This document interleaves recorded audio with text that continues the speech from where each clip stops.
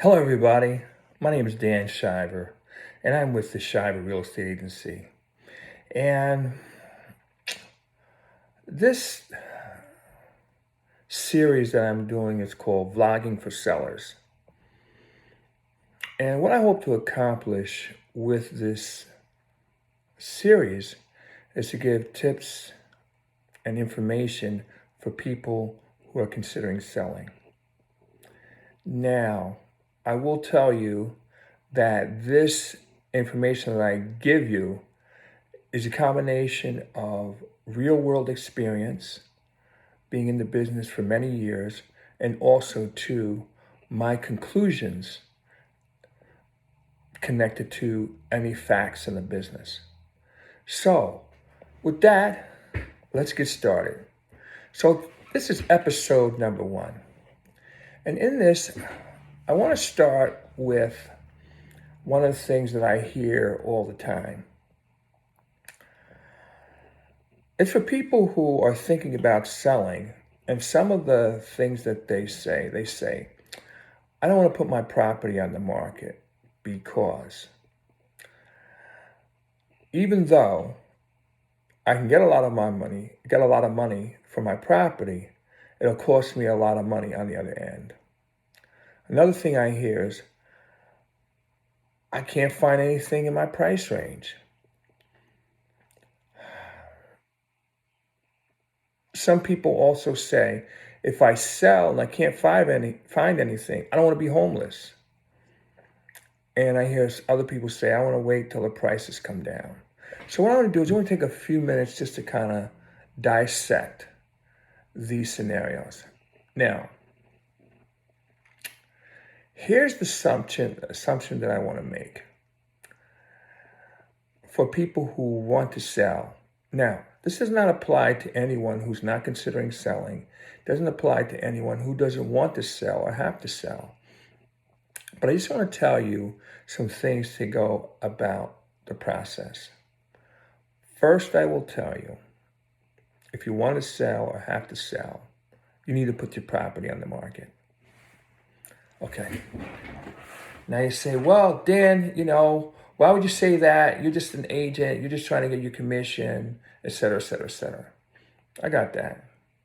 But I want you to look at the reality of the situation. Okay.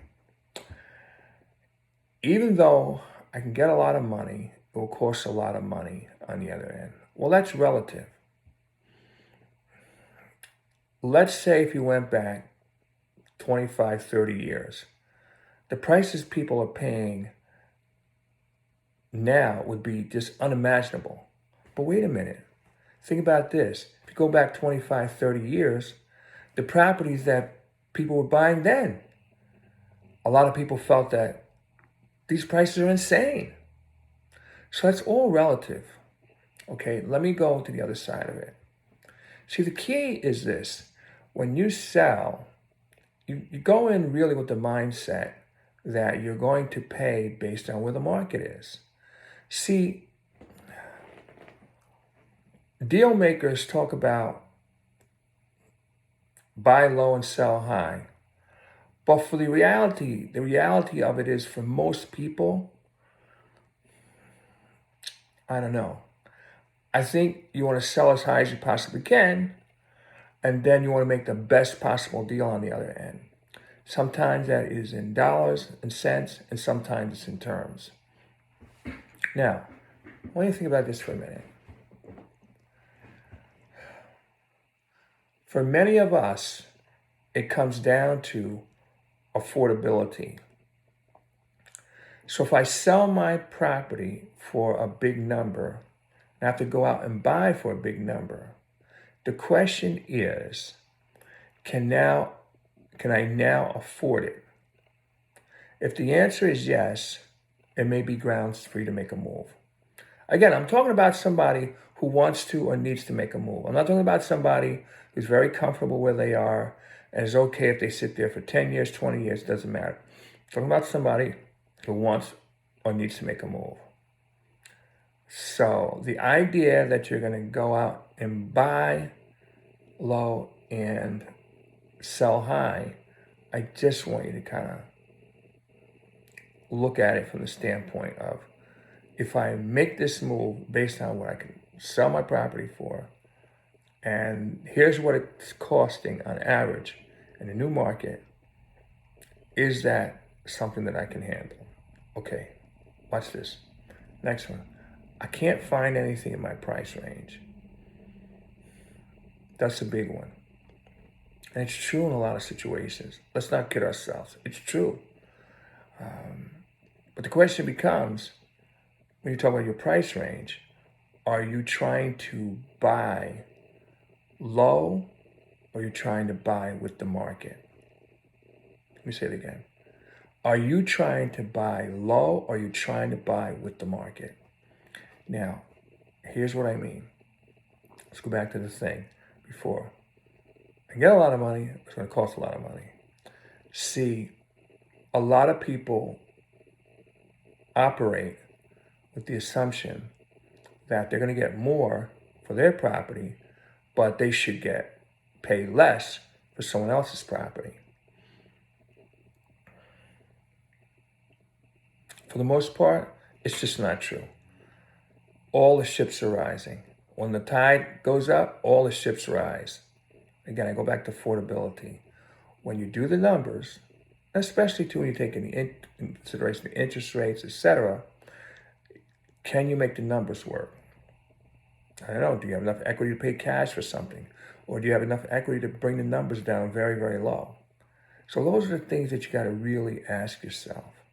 Again, I go back to this. If you don't have to sell or don't want to sell, then it's not an issue. If you got to sell or want to sell or want to make a move, then these become issues. So what I'm saying to you is that be realistic about what you can get on the other side. So I'm going to make this up. So let's say 4-bedroom colonials are going for, and I'm making up a number, $500,000. The idea that you're going to sell yours for top dollar and get the next one for $400,000, give up that idea. Is it possible? Anything is possible.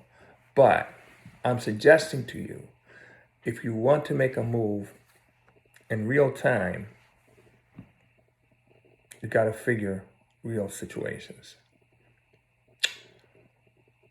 Some people say, if I sell, I can't find anything. I don't want to be homeless. Okay. Now, let's look at this.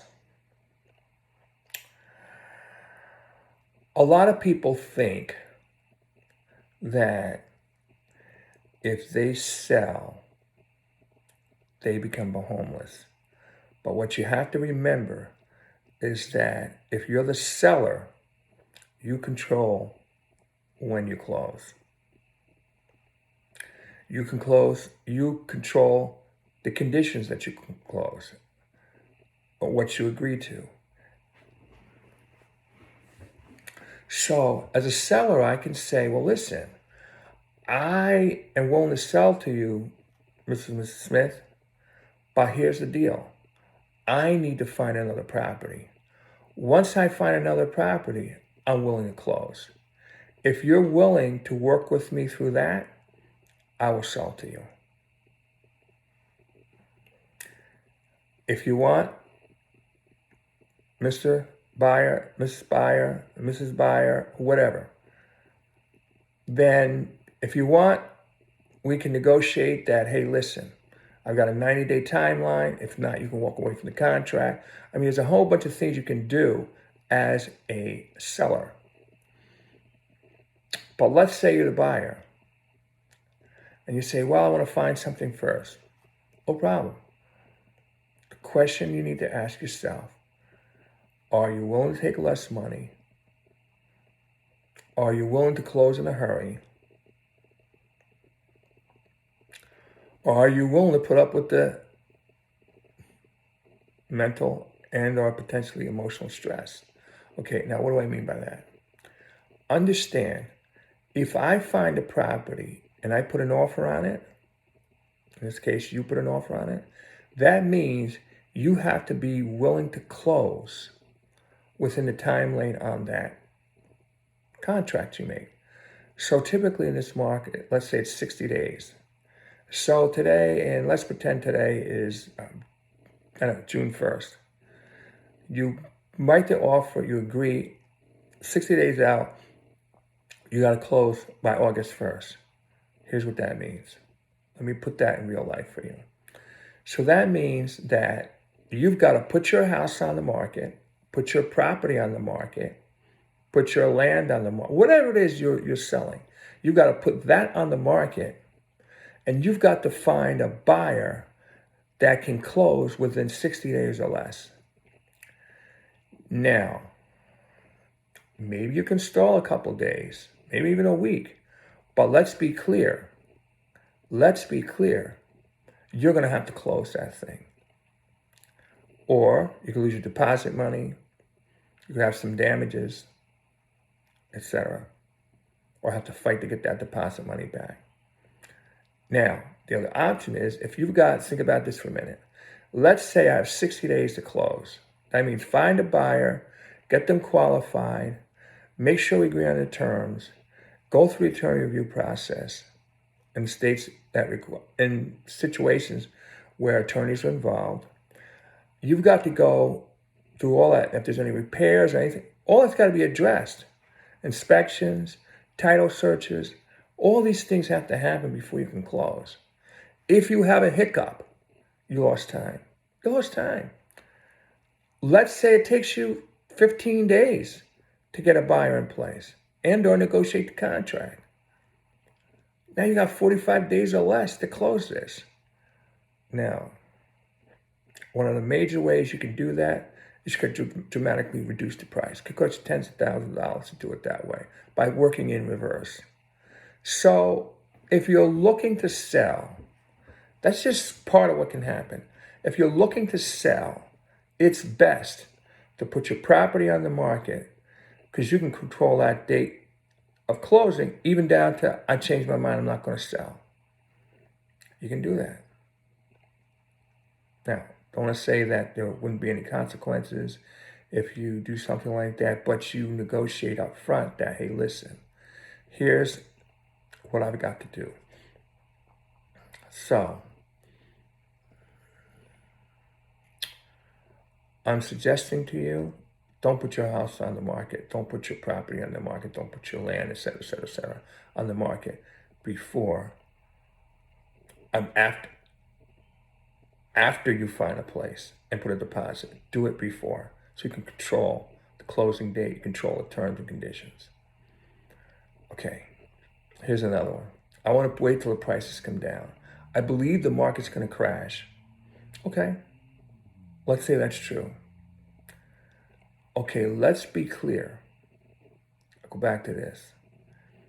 If the prices come down for everybody else, the prices will come down for you. Let me say it again. If the prices come down for everybody else, the prices will come down for you. The market doesn't stay up for one person in the same market and go down for another person in the same market.